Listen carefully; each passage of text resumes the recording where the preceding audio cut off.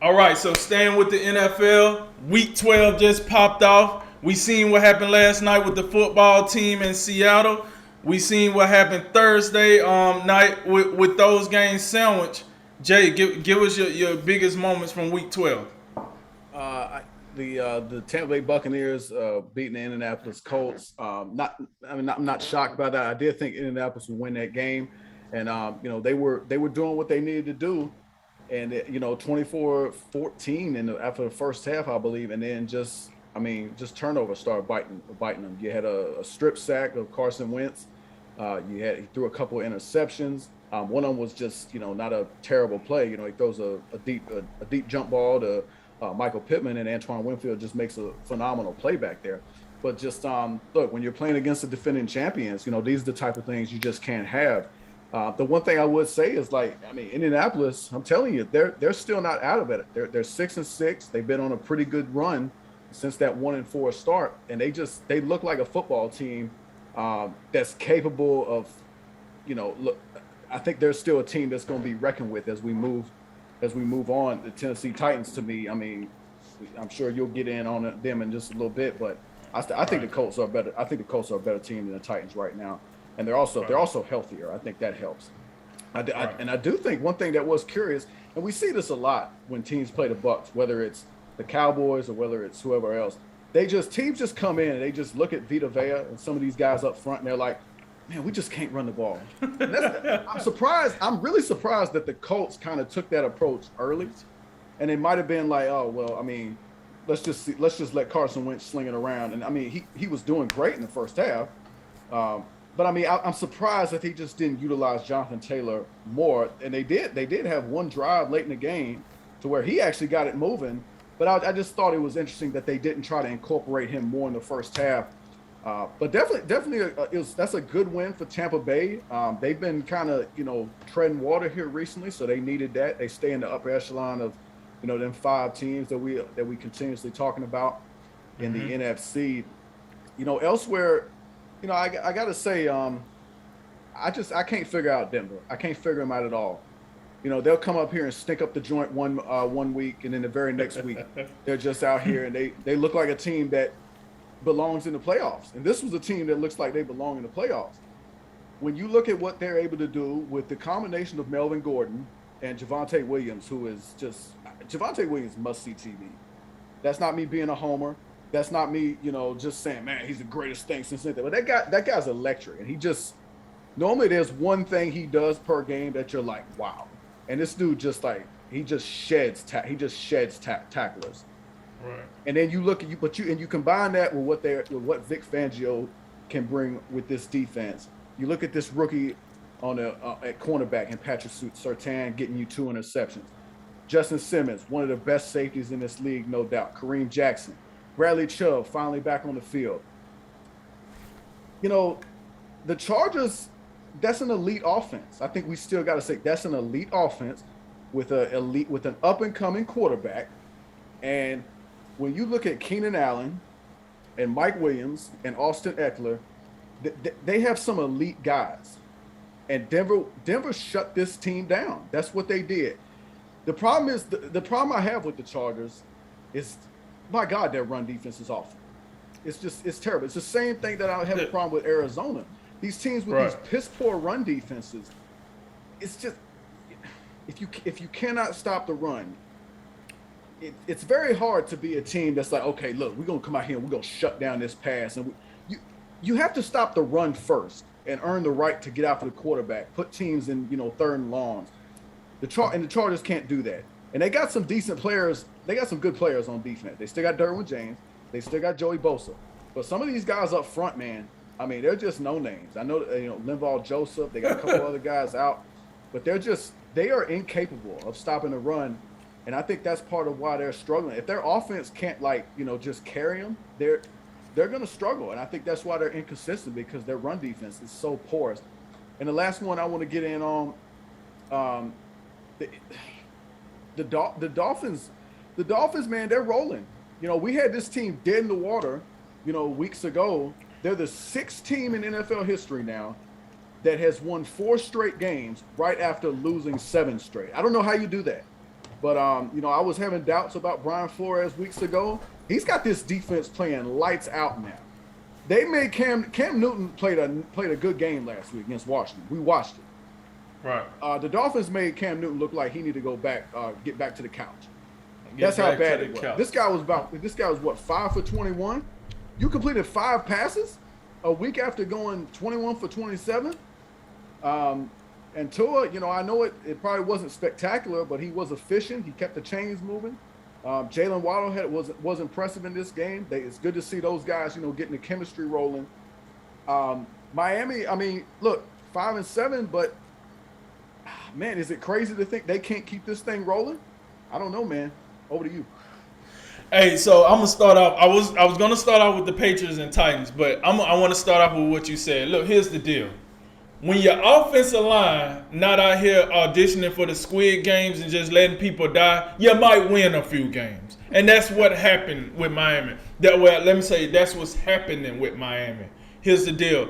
And I want to give a shout out to Stone Sports and everybody else that's in the chat right now. So, but look, the most impressive I am, and I agree with you. Defense playing good.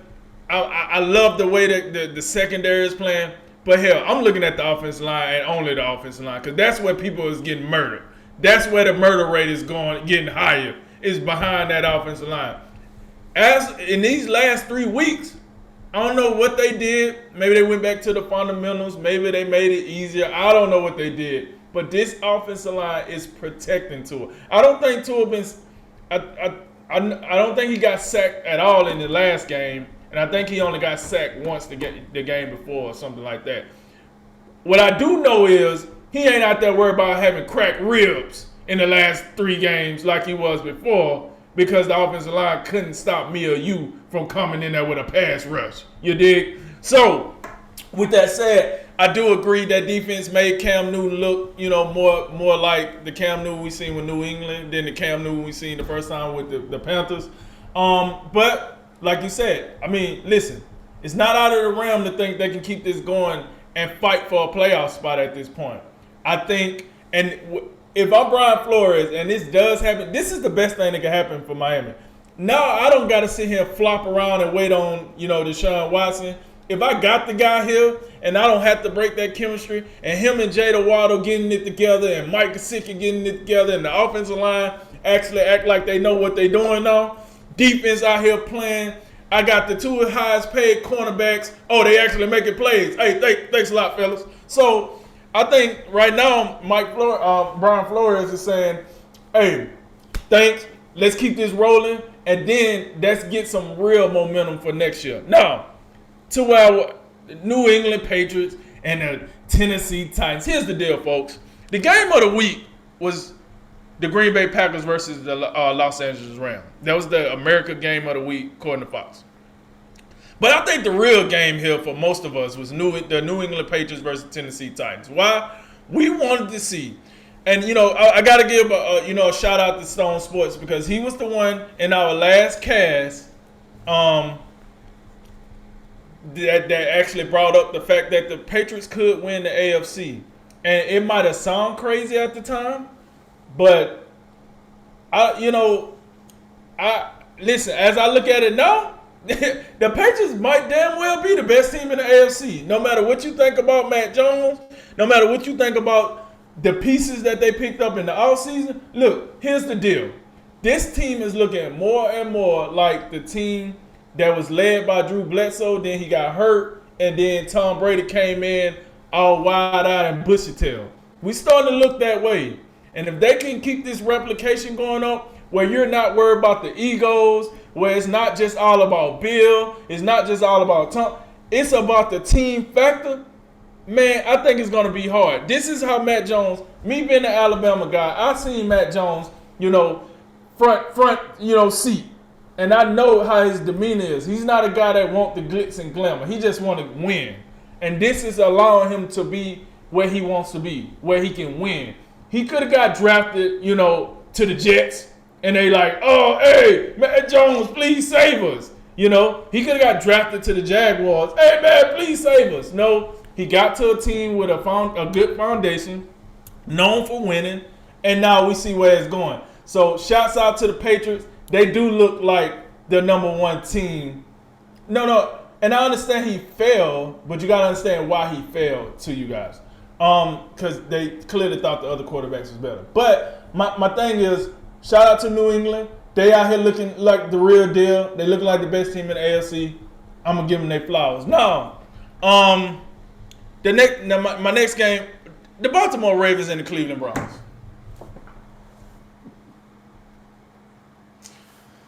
Can you please tell me which quarterback got taken number 1 and which quarterback got taken number 32 in this game? I'm just wondering. So somebody help me out with that. Oh no.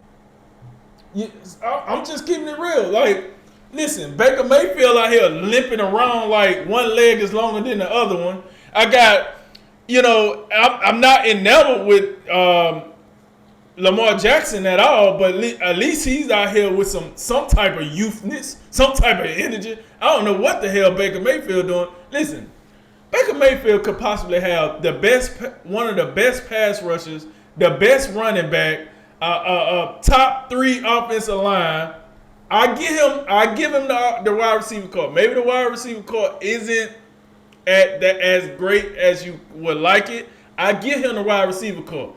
But the rest of the team, come on, Baker, you got to have enough.